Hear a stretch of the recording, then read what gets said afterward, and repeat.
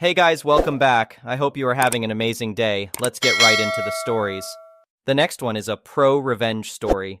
Let me be clear up front. This story isn't mine. It's a pretty well-known tale in the city I used to live in, Portland, Oregon, and it's about a homeowner who got seriously ticked off at a Netflix producer. There'll be a note at the end about the guy this story is about, for those who are curious. All right, so nowadays, when streaming services are looking for places to set shows that take place in hipster, artsy cities in the US, they often choose Portland. With its quirky neighborhoods, trendy cafes, and vibrant street art, it's a prime location. They'll spruce up the streets, dress up extras in flannel and beanies, and essentially transform parts of the city to fit their vision. Usually, when producers do this, they'll pay each homeowner whose house is used as a backdrop a few grand for the licensing. That'll be important later.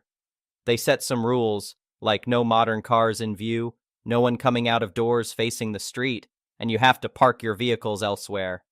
Well, in 2018, a producer from Netflix came to town with plans to use Portland as the setting for a new series about an up-and-coming indie band in the Pacific Northwest. The production went to the city for permits and sent out notices to homeowners about the filming dates. However, to the homeowners' dismay, the notice also stated that the production company wouldn't be compensating them for using their homes as backdrops. This didn't sit well with the residents, who turned to the city for help, only to be told it was their civic duty to allow it. Most people begrudgingly agreed, but one homeowner didn't. He decided to get revenge on the production, trying to sabotage their shooting whenever he could. First, he left his car parked in front of his house, only to have it towed before filming began. He threatened legal action against Netflix, but they brushed him off. He forbade the use of his home in any shots, but the production company got the city to make him back down.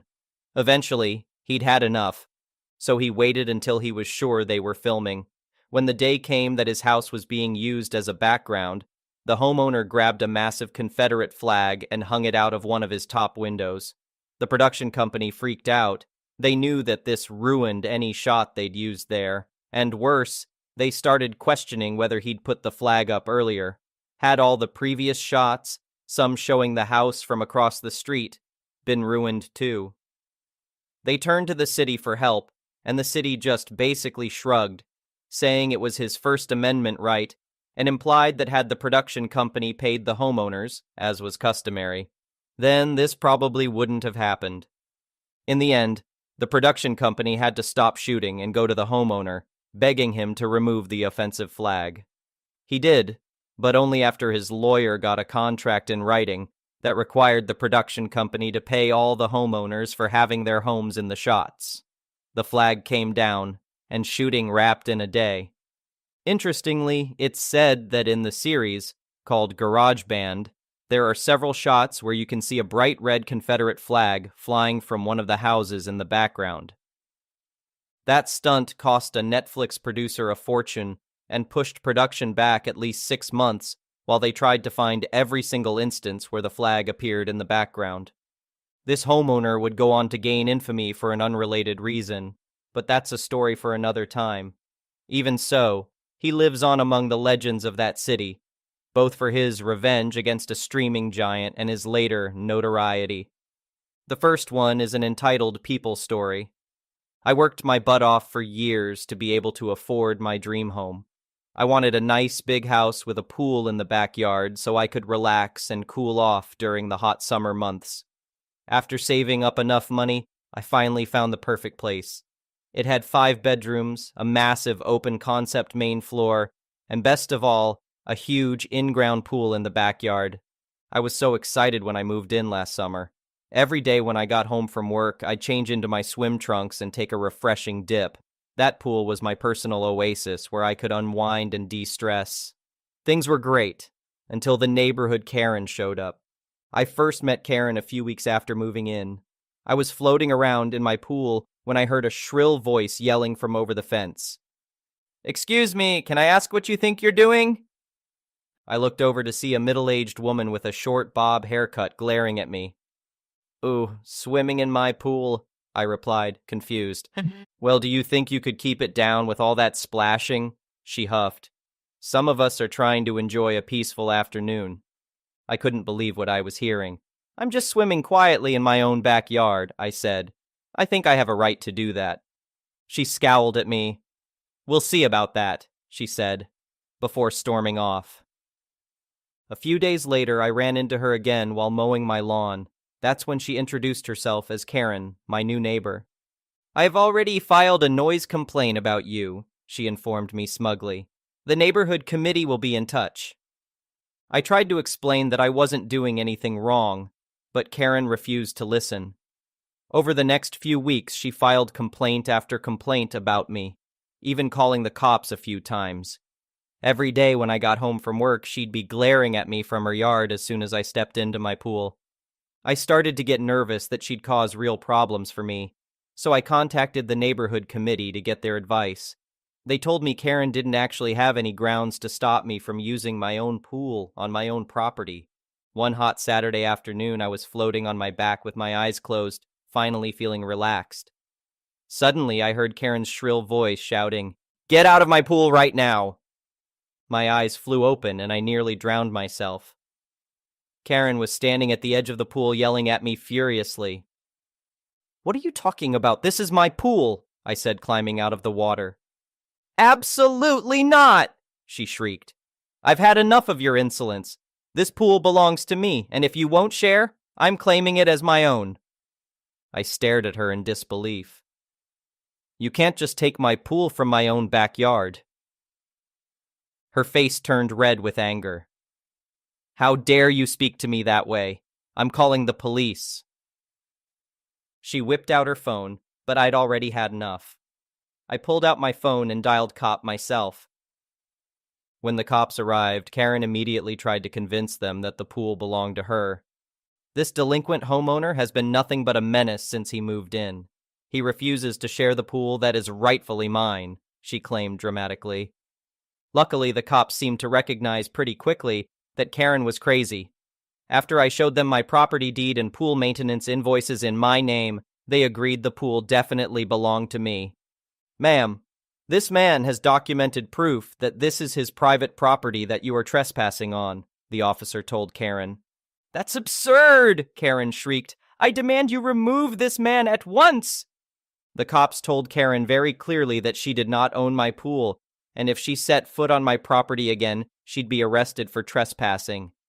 "You can't threaten me like that, I know my rights," she yelled as the cops escorted her back to her house. I thought that would be the end of my troubles with Karen, but boy was I wrong. A few nights later, I was fast asleep when I heard a huge splash coming from my backyard. I bolted out of bed and looked out the window to see a soaking wet Karen climbing out of my pool. I raced outside and turned on the outdoor lights. "What the hell are you doing in my pool?" I shouted. "It's my pool and I'm going for a swim!" she hollered back defiantly. That was it. I immediately called the cops again. This time when they arrived, they found Karen wrapped in a towel trying to sneak back to her house. The cops arrested her on the spot for trespassing and attempted theft, since she admitted the pool was not actually hers. Karen caused a huge scene, screaming that she was going to sue me. But the cops weren't putting up with any of her nonsense. At her court date, the judge lectured Karen and sentenced her to 6 months probation. She also had to pay a $2,000 fine for her ridiculous behavior. The judge also approved a restraining order against her, so now she's legally not allowed to go anywhere near me or my precious pool ever again. I'm just glad I got the cops involved early on, before her crazy demands and entitled attitude could escalate even further. After her probation, Karen moved away, much to the delight of me and the rest of our neighbors. Now I can finally enjoy my pool in peace and quiet. No more dealing with entitled Karens trying to steal from me. The cops and the justice system certainly taught her the hard lesson that she can't just take whatever she wants from others. The next one is a petty revenge story. This happened several years ago. I rented from a social housing society in the Netherlands. Over here, the renter is responsible for flooring, wallpaper, or paint, gardening themselves. I had taken great care and great pride in both decorating the house and growing a beautiful garden. When I moved, I talked with the next tenant to see what she wanted to keep, but for a price, of course. That's how things are over here. But she was cheap and refused to agree upon a reasonable price for the lot. I got the feeling she gambled I was not able to remove the lot anyway. She gambled wrong. I gathered a bunch of friends, and within 2 days everything was gone. Bare concrete floors, bare concrete walls, bare old dirty wooden stairs, the minimal kitchen. And the garden was just an empty, flat, black soil wasteland. Everything was gone, including the 3x5 wooden shed. The fence at the very back, gone. All the nice tiles, plants, and flowers, bushes, and a pear tree, gone. I was very pleased when I closed the door of that house behind me one final time. Later, I heard from a friend who lived a couple of houses down the road from that house that the new lady was upset with how she found the place, but there was nothing she could do about it. Well, perhaps the lady learned a thing. The next one is a malicious compliance story. This is an incident where I refused to maliciously comply because it would have resulted in someone getting hurt and was then proven right. Sorry if this isn't allowed. I work in the distribution center for an electrical appliance brand. I'm a forklift operator. We use fork trucks to transport smaller appliances on pallets, such as microwaves and vacuum cleaners, but we use counterbalance trucks with clamp attachments for transporting large appliances, such as washing machines and fridges. Our fridges can be packaged 2 different ways. Sometimes they are in boxes, with polystyrene for protection, and sometimes there is just plastic over the polystyrene. The plastic packaged fridges are slippery and can sometimes slip from the clamps, while the boxed fridges don't slip easily because there is more friction. This is important to the story. This morning, I was tipping a container full of fridges. They were all plastic packaged. To fit as much as possible on the container, the loaders put fridges lying on their side on top of fridges that are standing upright. These top fridges can be fiddly to take out, and once out they are placed on what I call the flipper, which is a pile of pallets stuck together with a flat board stuck on top. We use the edge to rotate the fridge upright. As I was taking one of these top fridges out, it slipped within the clamp. I still had a hold of it, but it was now at an angle with the top pointing towards the ground, and now almost impossible to put down without damaging it. We don't get in trouble for damages. Management accepts that stuff gets damaged sometimes. Also, most damages are just to the packaging, so they just need to be repackaged. However, we try to save something if we can. This was not one of the times where this would be likely. One of my coworkers still wanted to save it, and was standing behind the flipper ready to grab it. He told me to open my clamps slightly and let it fall slowly. This only works with boxed fridges. There is no friction to stop or slow down a plastic-wrapped fridge, even with the tiniest amount of slack. Where he was standing, he was in danger of being hit by the fridge, and I told him so. The other guys chimed in and told me to let it go, and I refused until he moved away, which he finally did. As predicted, I opened my clamps the tiniest amount and it dropped fast, with the back end bouncing upwards right to where his face would have been. Had I maliciously complied, he might have ended up with a broken nose or jaw. "Told you," I said. Despite the drop, there was minimal damage, just a small crack in the polystyrene. The next one is an EntitledPeople story. Several years ago, I heard my sweet neighbor and another woman arguing on the sidewalk. I looked closer and noticed they were both pulling a plant pot in different directions and about to fight. No clue what was up, but knew my neighbor. If she was arguing, she was right. Me and my husband went over to intervene. My husband wanted to help make peace. Me, I was going to help my neighbor, no questions asked. Why the argument? The other woman was a new neighbor. Our nice neighbor noticed her plant pots were missing and were in the new neighbor's yard. Yep, new neighbor had stolen nice neighbor's plants, plant pots and yard decor, and decorated her yard with it. My nice neighbor had hand-painted several pots that were in her yard, thus they were easy to identify as hers. We all walked over to the new neighbor's yard to get our other neighbor's stuff back. When we got to the new neighbor's yard, we noticed several things looked both weird and very familiar. Oh yeah, and the new neighbor had called the cops on us, or at least someone did. Anyway, the new neighbor had planted patches of different types of grass all over the yard in a checkerboard pattern, as well, mismatched shrubs and flowers. I looked at our house a little closer. Yep, we were missing grass patches from the side of the house and one of our shrubs. When the police arrived, the new neighbor was adamant the plants, pots, grass, shrubs, and yard decor were hers. She informed the cops she dug them up from other yards in the middle of the night and planted them. Yep, she claimed finders keepers. Didn't quite work out. My nice neighbor insisted on pressing charges for petty theft and destruction of property. We just dug up our grass patches and replanted them. Some of them even survived it. Nosy neighbors kept walking by after the new neighbor was arrested. As we were digging things up, we explained why to them. Neighbors kept recognizing their stuff from her yard. One neighbor asked if we'd seen a picnic table as his was missing. We hadn't thought to check the backyard. Yep, picnic table and a yard full of her finders keepers haul. She moved pretty much right afterward. We didn't miss her. The next one is an entitled parent's story. I'm a 27-year-old female. My sister is about 29. Ever since our mother, age 58, got remarried a few years ago, we've had a complicated relationship ever since. It came to a point where my sister and brother-in-law went completely no contact due to our mother's behavior. Before and after she got married, our mother wanted to bring our family together by using some unhealthy methods. After some research, me and my sister realized she had been gaslighting and manipulating us. Because of our mom's behavior towards us, we went into counseling and have gotten better with setting up boundaries with our mom. But this isn't exactly the end of this whole thing. Last year, my sister had her first child. This was when she and my brother-in-law were still no contact. They made an exception for her to come and see the baby, since it was her grandchild. However, her husband wasn't permitted. 1, because my sister didn't want him there, and 2, because there could be a limited number of people in the room. When my mother learned her new hubby couldn't see the baby, she got really offended and said that he had a right to see his grandchild. For some context, our father died suddenly back in 2016, so we don't see anyone else as the baby's grandfather.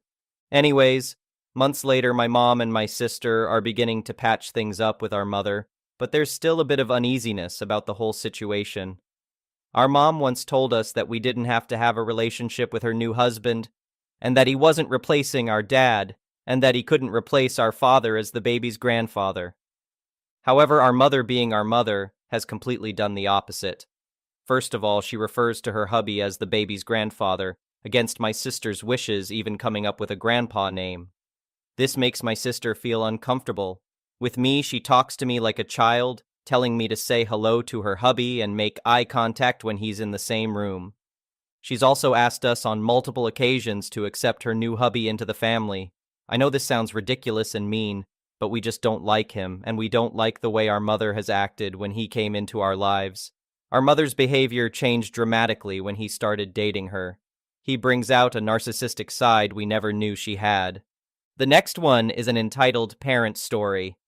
My mother has been losing her mind for a while now. She has several internet boyfriends she met on Facebook, all of them famous men, and all of them needing money. She has spent thousands in cash deposits, prepaid Visa gift cards, Bitcoin ATM transfers, bought plane tickets, sent them pictures of her Wells Fargo bank statements. You name a scam, and she has fallen for it. I've seen the messages with my own eyes. She recently called my brother and admitted she was broke and told him he needed to fix it. She received a fake $10K check from one of these people and deposited it into her bank account and started reading her own checks to pay her bills. All of these checks have now bounced. I'm trying to catch them and make them right so she doesn't get fraud charges on top of being broke. Her utilities were turned off this week. I fixed it. She was so far behind on her mortgage that they were going to serve her with foreclosure paperwork last Friday. My brother paid the amount due to stop that process. She literally has $100K plus in credit card debt and has been trying to save the money for a bankruptcy attorney. I told her I would front the retainer. This has all happened in only the last 8 days. We're $5K deep in stopping the bleeding, and who knows what is still coming. We made her sign power of attorney over to us on Monday as a contingency for our help. She also signed a petition for voluntary conservatorship that will have to go in front of a judge. She swore to us she was done talking to these men. I personally took her phone and deleted the apps she uses to talk to them and the hundreds of different numbers they have been using to text her from. Blocked everything I could. She swore again she's cut all contact and would not have anything else to do with them. Last night, she accidentally texted my brother from one of the apps I positively know I deleted. So my brother and I decided she clearly can't be trusted and doesn't need a phone with apps or internet capability. She's like a damn meth head and we have to blow up the double wide that houses her meth lab. So I bought her a jitterbug flip phone. Only thing I could get my hands on and activated today. Activated it, charged it, and preloaded it with all of the contacts I can think of that she'll need for the next few days. Doctors, friends, both of her children. I took it over to her house, grabbed her iPhone and put it in my purse, and then I pulled out the jitterbug and told her this was her new phone for right now. She flipped her wig, demanded I give it back to her. I don't have the authority to take it away from her. She needs that phone. Then she freely admitted she's been texting at least one of the men, the leader of the pack. Of course, she re-downloaded those apps. She's in love with him, and the heart wants what it wants. I told her she'll just have to keep wanting. She's not getting her phone back. She moved to lock the door so I couldn't leave. I beat her to it and ran out to my car. Pulled off with her standing in the driveway screaming at me. I stopped at the gas station just down from her house to sit for a second because my hands were shaking. Evidently, this gave her enough time to get past me because she beat me back to my house. My husband let her inside and made my daughter go back upstairs so she wasn't actively watching this go down. I get home and she meets me in my garage. I want my phone back just over and over. I kept telling her no, and she needed to leave. She refused to leave without her phone. I said I would call the police. My daughter is here and she's being erratic and she needs to leave. Finally, my husband convinced her we needed to go outside for this conversation so my daughter couldn't hear it. We go out on the front porch, and this woman spits straight up venom at me for 15 solid minutes. I'm the greatest disappointment of her life. She wishes I was never born. She should have let my abusive ex-husband beat me to death instead of loaning me the retainer for my divorce attorney in 2017 because that's why she's broke. You name it, she said it. She even threatened to beat me senseless with her cane. I just kept telling her I was sorry she feels that way, and I'm not giving it back, so she should leave. She finally said that she's going to make sure she gives my information to all these scammers I'm so worried about, my SSI and my address so they can show up at my house and tell me how they really feel. And she is not responsible for whatever happens next. And then she finally left. I came inside and literally sobbed on the bathroom floor. Have been for a couple of hours now. What kind of mother tells their kid she wishes their abusive ex had succeeded in beating them to death? What kind of grandparent threatens to give out the address to the home her grandkid lives in? I have long been suspecting some early onset dementia, and we literally had a neurologist appointment tomorrow after waiting 3 months for it. That's the thread I've been holding on to. This isn't my mother. This is the disease that's been eating her brain. She said she's not going now. I wonder if she'll still show up for the bankruptcy attorney app she has tomorrow that I'm supposed to be fronting. She was absolutely like an unhinged, raving addict. Just give it back for tonight and I'll give it to you in the morning. She told me she has one of his 176 numbers memorized and will just call him as soon as she gets home. She wasn't bluffing. She did add a new contact with his name, but I deleted it from the parental control app already tonight. She also said she hopes this new phone has long distance because she will stay up all night, calling China so my bill is high. I'm ready to just hand her back the damn phone and tell her to go jump. You won't get another penny from me, so don't call me or mine for another damn thing as long as you live. When these bad checks keep bouncing and they come after you with charges, I don't care. When your utilities get turned off again, sit there in the dark and use your love for this fake-ass internet boyfriend to keep you alive. And when your house goes into foreclosure again, I will wave at you and your little shopping cart full of crap when I drive by you on the street. I'm just so done right now. So done.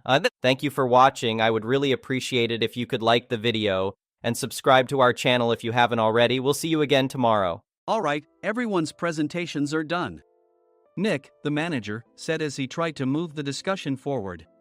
Excuse me, I haven't. I recently found out something. Nick interrupted me and began to speak. There's apparently someone in this department who didn't graduate high school and is just a part-timer. Meetings should be for employees only. Absolutely right. His lackey, Mike, of course, agreed with Nick. I'm leaving. After leaving the meeting room, I started to shut down my computer. I noticed that an email had arrived, not in my personal inbox, but in the company's shared email. Thinking, there's no point in speaking up, no one will listen, I went home quietly. The next day, I heard a commotion from Nick's desk. He was staring at his computer screen, his face pale. Nick? Is something wrong? Mike looked at the screen with him. And he turned even paler than Nick. Why is he so angry? Knowing the reason for Mike's distress, I thought to myself, serves them right. My name is Adam. My mother passed away when I was in the 9th grade, and I was raised by my father. Well, you could hardly call it being raised. After my mother passed, my father changed. He drowned his sorrows in alcohol, and though he still went to work, he squandered our living expenses on horse racing. Because of that, I had to start working part-time as soon as I entered high school. Every month, I went to the convenience store with bills in hand that couldn't be auto-deducted from my father's account. Even though I endured it because I didn't want to be alone, I reached my limit in my second year of high school and dropped out. I found a live-in job at a distant inn. Thank you for everything. The day I left home, my father, still staring at the TV, spoke. Take care. That was our last conversation. Back then, 18 wasn't the age of majority, so I needed my father's permission to work, and I couldn't hide my place of employment. Yet, my father never visited me even once. I kept working just to survive, and before I knew it, I was 42. Years of hard work paid off, and I was transferred to the headquarters. I was thrilled to be recognized by the company, as I thought I'd be working in the field until retirement due to my lack of formal education. Listen up. Our work can change the future of our employees. Don't drag us down. On my first day after the transfer, Nick, dressed in an expensive suit, spoke sternly. There was a reason for this. Our inn was located in a prominent tourist destination, known so well that everyone in the state could sing its commercial jingle. At its peak, we had 5 locations within the state. But that was long ago. Due to financial difficulties and aging facilities, only the place where I had worked for many years and the original establishment remained. I was prepared to lose my job anytime, but now there was a glimmer of hope. With the rise of social media, the tourist area where the inn was located started gaining attention again. Depending on how hard the sales department, where I was transferred, worked, we could either thrive or be forced to give up this prime location to the new hotel chains continuously popping up. For Nick, who had switched careers from another industry to strengthen our sales, this was a battle he couldn't afford to lose. I understood why he had to be strict. I will do my best. Nick sneered at my enthusiastic declaration. Did you not hear what I said? I'm sorry. I thought I was listening carefully. Out of habit from years of customer service, I apologized reflexively, though I had no idea what had offended him.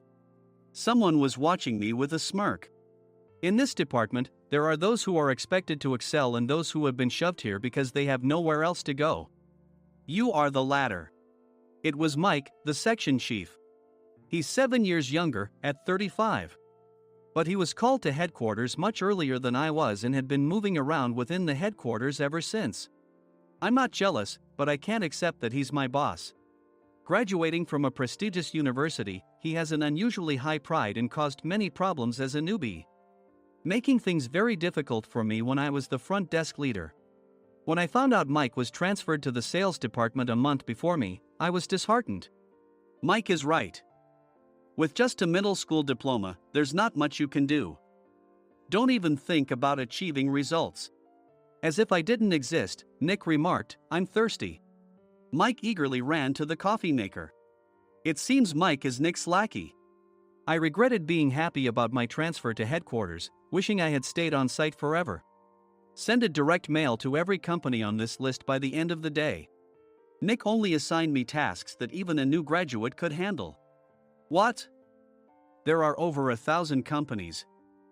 You want me to send to all of them by today? Yes, if you and your fellow misfits split the work, even those with nowhere else to go should finish by today. I glanced at the employees typing away expressionlessly. They were worn out from customer service, only thinking about leaving on time, or were women reassigned after having children. With zero motivation for work. Even Sam, a new graduate from the same university as Mike, who was supposed to be among the expected achievers, had no enthusiasm for the job. Having joined the company wanting to do customer service. I don't care what they say, I plan to quit anytime, he said. Only Nick and Mike were highly motivated, making all the decisions between the two of them. I originally only wanted to work at the inn to survive and had no particular attachment to this job. I swallowed my words, thinking I had no right to reprimand them. About a month after the transfer, Nick told us with a frustrated look. To commemorate the 50th anniversary, we've decided to create a plan exclusive for one group per day. Originally, Mike and I were supposed to come up with it, but our president, Mr. Thompson, insists on hearing everyone's opinions. So, you all get a chance. As Nick explained, Mike began handing out prints. Make sure not to embarrass Nick. If your ideas are half-baked, you'll have to redo them. It seemed that they had printed his handwritten notes by Mr. Thompson, which included several questions and a section for free responses. It made sense why Nick had to seek our input, given that all responses had to be submitted to Mr. Thompson. We were given a week to think about it, and a meeting was scheduled to compile our ideas. My plan is to let guests enjoy both the old and modern America. Nick began the presentations. Guests would watch a master confectioner at a nearby traditional sweet shop make sweets in front of them. The welcome drink would be premium tea in a bottle. Nick's plan was certainly attractive. After his presentation, Nick called on us to present in the order we were seated. Just as I stood up for my turn. All right, everyone's presentations are done. Excuse me, I haven't. I recently found out something. Nick interrupted me. There's someone in this department who didn't graduate high school and is just a part-timer. He was likely talking about me. I joined the company as a part-timer and was made a full-time employee when I turned 20. That was 20 years ago, so Nick and Mike probably had no chance to know until recently. Meetings should be for employees only. Absolutely right. After that, Nick kept creating opportunities to solicit everyone's opinions, purposefully excluding me from speaking. The meeting unexpectedly heated up and went past the scheduled end time. A few people asked to leave, and the discussion continued with the remaining few. Still here? Normally, you'd leave in that situation. Though I had no attachment to the job initially, hearing kind words from customers made me want to make them happier. For someone like me, with nowhere to go, the inn was my home and customer service was my life. I felt pathetic about my current self. I'm leaving. I left the conference room and started shutting down my computer. I noticed an email had arrived, not in my personal inbox, but in the company's shared email. Thinking no one would listen to what I had to say anyway, I quietly went home. The next day, while preparing the DM as instructed, I heard a commotion from Nick's desk. In his haste to stand up, he hit his knee on the desk. He stared at his computer screen, his face pale. Nick! What's wrong? Mike, thinking he should be the first to rush over, approached Nick while still wearing his coat. He peered at the screen with Nick. And he turned even paler than Nick. Why is he so angry? Who is responsible for this company? Nick, more irritated than ever, asked, and Mike answered without checking. Probably Sam. Sam wasn't there because he was attending a morning training session for new hires. Nick gave up on getting angry and returned his gaze to the screen. They were looking at an email that arrived right after the end of the working day yesterday. Apparently, no one, including me, had checked it before leaving. The email was from a large company that used us for their annual employee trips. The president and executives of that company also frequently used our services personally. President of the company, Mr. Mason himself, had declared that neither he nor his company would ever use our services again. Well, some companies cancel their employee trips or stop using our services due to financial struggles. Let's just move on. Mike kept wiping the sweat from his forehead with a handkerchief. Knowing why Mike was so agitated, I quietly watched their interaction. Do you know how much revenue we get from that company? We can find other guests to fill the rooms, but we'll lose the banquet costs, gift shop revenue, rental car fees, and more. Moreover, the gifts were supposed to be prepared by the traditional confectionery shop involved in Nick's proposed plan. If it's known that we incurred such a huge loss at this critical time, Nick's position in the company would be jeopardized.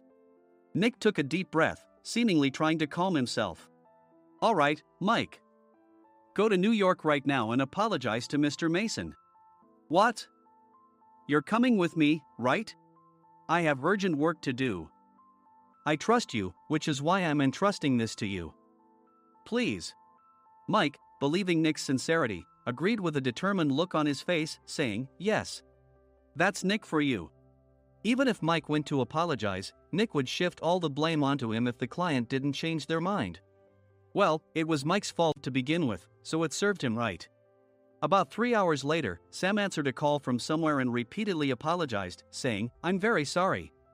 Everyone watched to see what was happening. After ending the call, he informed Nick with a weary tone. When Mike arrived at the client's company, he only made things worse, further infuriating Mr. Mason. He was demanding, get his boss here immediately. It was no wonder Sam was exhausted, dealing with such a call right after returning from training. What is that idiot doing? All right, Adam, you're coming with me. If sacrificing Mike didn't work, then I must be next. Normally, I'd want to refuse at all costs, but I saw an opportunity in this situation. If I can be of assistance, I'd be happy to join you. I obediently followed Nick, and we flew to New York.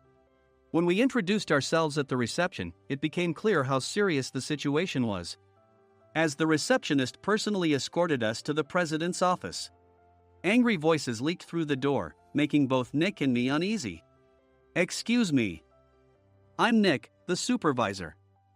I understand my subordinate has caused you trouble, and I deeply apologize. Nick, with his experience in the corporate world, knew enough to offer an apology before excuses. However, his customer service skills left much to be desired. I sighed as I saw Mike trembling like a small dog in the corner of the room. What kind of training are you giving your subordinates?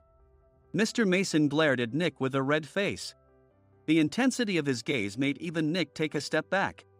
Regrettably, I joined this company only 2 years ago and was unaware of Mike's issues. I should have identified his shortcomings sooner. Indeed. I should have realized sooner. No sensible person would come to apologize and then give a lengthy presentation on the drawbacks of not using their in. Nick froze, his mouth slightly open. Suspecting the worst, I picked up the documents that had fallen to the floor. It seemed Mike hastily prepared these documents on the plane, listing the disadvantages. Disadvantage 1: if you change the venue for the company trip, employees might suspect it's for cost-cutting reasons, leading to a negative impression. Reading it aloud half-jokingly, Nick snatched the papers from my hand and checked the contents with a furious expression. Among the stack of documents was a receipt from a nearby convenience store's copy machine. I felt a pang of dread, hoping he hadn't shown the receipt as well. What do you think he said when I asked what kind of nerve he had to do this? I'm very sorry. Faced with the dire situation, Nick must have thought there was nothing left to do but apologize. In a voice smaller than I'd ever heard from him, he uttered words of apology. He said, I'm a Harvard graduate. I don't believe I said anything wrong. Mike, what have you done? Forgetting his plan to pin the blame on Mike, Nick yelled loudly, even in front of Mr. Mason. I didn't do anything wrong. You're still saying that? Look at him. Mike pointed at me with a shaking hand. I was assigned to headquarters in my 20s and now I'm a section chief. This guy only made it to headquarters at 42. Everything I've done proves I was right. So why are we losing the contract? Having said his piece, Mike collapsed to the floor. Of course. You were sent there because you had nowhere else to go. Mike never expected to hear such words from someone he looked down upon. He lunged at me, and Nick hurriedly stepped in to stop him. Mr. Thompson told me Mike is a quick thinker, and to take good care of him. There's no way he was pushed aside. Don't make things worse here. He didn't say quick thinker, he said only quick-witted, didn't he? I don't remember that part. I recalled the many troubles Mike caused when he was a newbie. When Mike was on the front line, his pride was so high that he never apologized to customers. Customer service, especially in our job, doesn't work alone. It brings both good and bad situations. If the front staff or housekeepers made mistakes, or the cleaning company didn't properly clean a room, one had to apologize to the customers regardless of personal fault. Mike, in such situations, would never apologize, insisting he wasn't at fault. This often angered customers, and as the front desk leader, I frequently had to apologize on his behalf. He caused complaints and disrupted operations, which is why he was quickly moved to headquarters. In departments where he didn't interact directly with customers, his quick thinking was beneficial and things went well. But it seemed his flaws were starting to show. Corporate reservations are supposed to be entered into the system by the sales representative. But a quick check yesterday revealed that more than 10 items were missing from the client's reservation. The handover document clearly stated what needed to be prepared. Why didn't you enter it into the system? Why do we have to give them special treatment? Filling rooms near the banquet hall, setting up all the food in advance. Specifying the brand of wine, they're too demanding. No wonder he always angered customers, I thought, feeling a headache coming on. Grouping them in rooms near the banquet hall is for our benefit too. It makes it easier for the staff to set up beds and serve breakfast since everyone's schedule is synchronized. As for the other requests, Mr. Mason suggested them to lighten our load. I didn't know that. Nick finally seemed to realize that Mike was the one who had angered the client. What did you say to them? I just told them we wouldn't give them special treatment anymore. We shouldn't waste effort on things that don't bring in money. I was utterly exasperated at his lack of understanding of customer service. Of course, we shouldn't comply with unreasonable demands. But carrying over successful practices from past stays makes customers feel remembered and enhances their experience. Good memories encourage repeat visits. That's part of our job. I looked down at Mike, who was sitting on the floor. In our job, nothing is a waste. Mr. Thompson likely moved you to the sales department, hoping you'd finally understand this. How do you think he feels now that you've failed to meet his expectations? Mike, tears in his eyes, fled the president's office. I was amazed he still hadn't apologized. You have it tough, Adam. It's okay, we're all employees of the same company. I deeply apologize for this disrespectful incident. Especially after all the care you've shown us. If it weren't for you, Adam, I really would have stopped staying here. When I heard you were moving to the sales department, I was willing to reconsider if you handled it. Seeing us talk so amicably, Nick's face contorted. Do you two know each other? Adam's service is excellent. I always requested him specifically. Normally, we don't accept specific staff requests, but we made an exception for Mr. Mason, adjusting my shifts accordingly. He had personally stayed at our hotel just before my transfer, and during casual conversation, I mentioned, I'm moving to the sales department soon. If I hadn't told him then, things could have been much worse. Please continue to take care of us. I look forward to it. On the return flight, Nick awkwardly offered me a can of beer. It's still working hours. Of course, I had no intention of forgiving him for a single beer. Nick might try to pin everything on Mike and avoid any consequences. While pondering this, a startling fact came to light. Nick, the tea bottles for the plan have arrived. I handed Nick a bottle labeled with our inn's name. They look good. What are you talking about? These are plastic bottles. I had assumed we would use the trendy, high-end bottling tea. But what arrived were ordinary plastic bottles of tea with customized labels.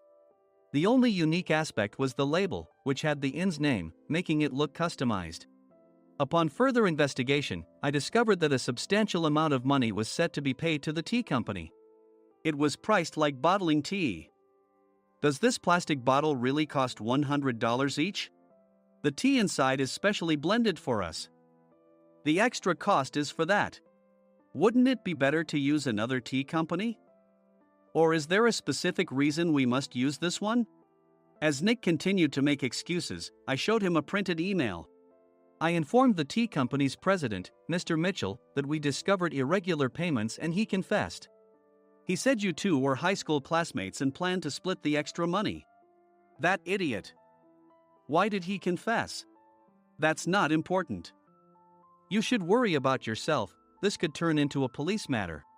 Opening the bottle cap, I suggested. How about calming down with this tea? It supposedly has a relaxing effect. Nick drank the tea frantically. In the following days, decisions were made about their fates. Mike was reassigned to the General Affairs Department, with no chance of transfer or promotion, as per Mr. Thompson's orders. As for Nick, since the payment to the tea company hadn't yet been made, he narrowly avoided legal trouble. Instead, he was encouraged to leave the company, and to avoid further complications, Nick submitted his resignation. Rumor has it that connections between HR departments have made it difficult for him to find new employment. Even though it was good to have those two gone, something unexpected happened in the sales department. Everyone became motivated and united in refining the 50th anniversary plan. In the end, my plan was adopted. We collaborated with the Tourist Information Center to provide personalized guides. The plan, tailored to the number of guests, was truly special for the 50th anniversary. Hey, is Adam's family coming to stay? I immediately booked that special plan for my family. Sam noticed it on the reservation list and quickly picked up on it. Yes, I'm inviting my father. That's great. I might invite my parents too. I lacked the courage to face my father just as Adam. But here, with the confidence Mr. Mason praised, I felt ready. The 50th anniversary plan was a perfect opportunity to reconnect with my father. I hoped to bring back the days when we could laugh together as we once did.